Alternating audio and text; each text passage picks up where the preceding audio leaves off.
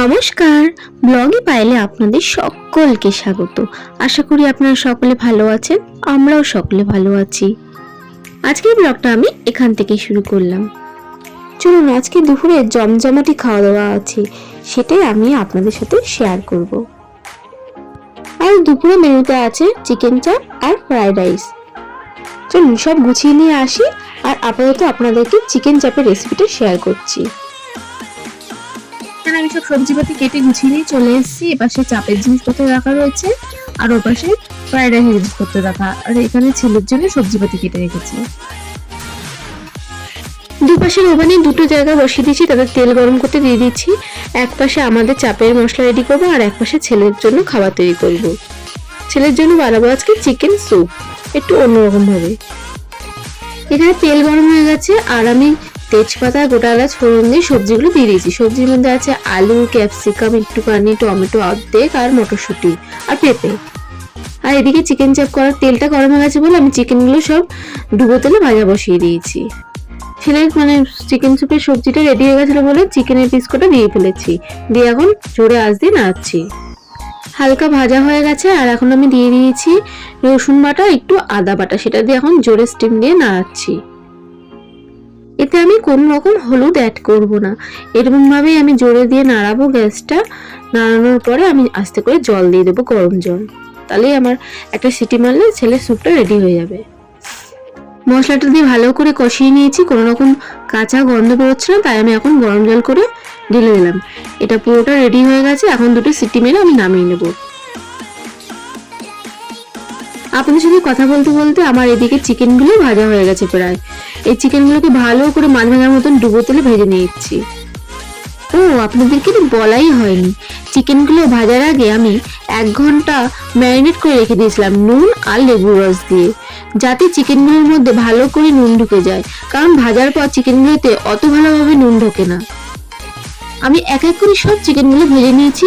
এখন এই গরম তেলের মধ্যে পেঁয়াজ কুচিগুলোকে আমি বেরেস্তার জন্য ভাজছি, পেঁয়াজগুলোকে ভালো করে কড়া করে ভাজবো, যাতে বেরেস্তা হয়ে যায়। এই পেঁয়াজ ভাজার মধ্যে আমি সামান্য স্বাদ মতো নুনও অ্যাড করে দিয়েছিলাম।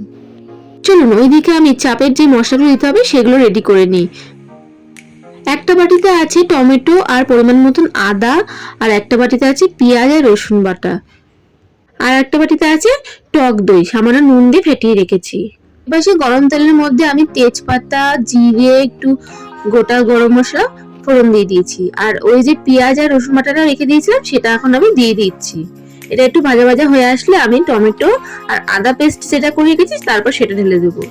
এই যে এটাকে একটু ভালো করে নাড়িয়ে চাড়িয়ে নেবো, তারপরে আমি কাঁচা লঙ্কা পেস্ট করে রেখেছি সেটাও আমি অ্যাড করে দেবো। সেটা রেডি হয়ে গেছে, এখন আমি কাঁচা লঙ্কার পেস্টটাও অ্যাড করে দিলাম। এটাকে দিয়ে ভালো করে একটুখানি নাড়িয়ে আমি মাংসগুলো যেগুলো ভেজে রেখেছিলাম সেগুলো ওর মধ্যে আস্তে আস্তে দিয়ে দেবো। এই রান্নাটা আমি কোনো রকম হলুদ অ্যাড করিনি।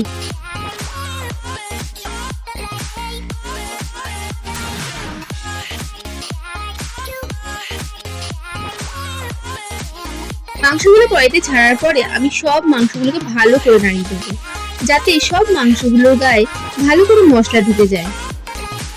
মাংসগুলো আমি 10 মিনিট মতন ঢাকা দিয়ে রেখে দেবো, যাতে একটু নরম হয়।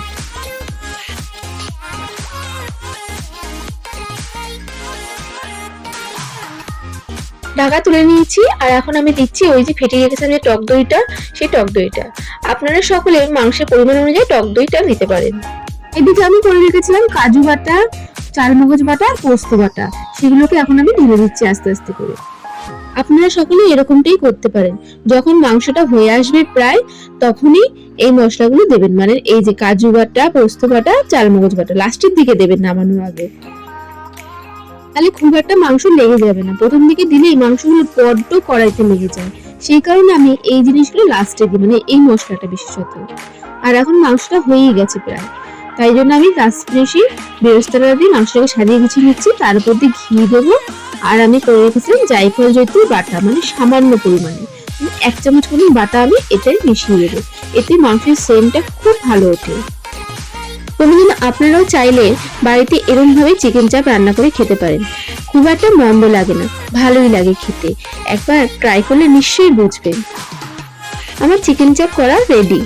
এই যে কি সুন্দর দেখতে লাগছে না, আর আমি তো এখানে দাঁড়িয়ে ইতিমধ্যে গন্ধই পেয়ে যাচ্ছি। সেই গন্ধটা নিশ্চয়ই আপনারা পাচ্ছেন না। পেতে হলে আপনারাও বাড়িতে ট্রাই করুন এরকম ভাবে। আজকের ব্লগটা আমি এখানেই শেষ করলাম। আবারও দেখা হবে আপনাদের সাথে নতুন একটি ব্লগে। আশা করি ততদিন আপনারা সকলেই সুস্থ থাকবেন এবং সকলকে সুস্থ রাখবেন। আমার ভিডিওটি ভালো লাগলে অবশ্যই লাইক, কমেন্ট, শেয়ার করবেন। টাটা।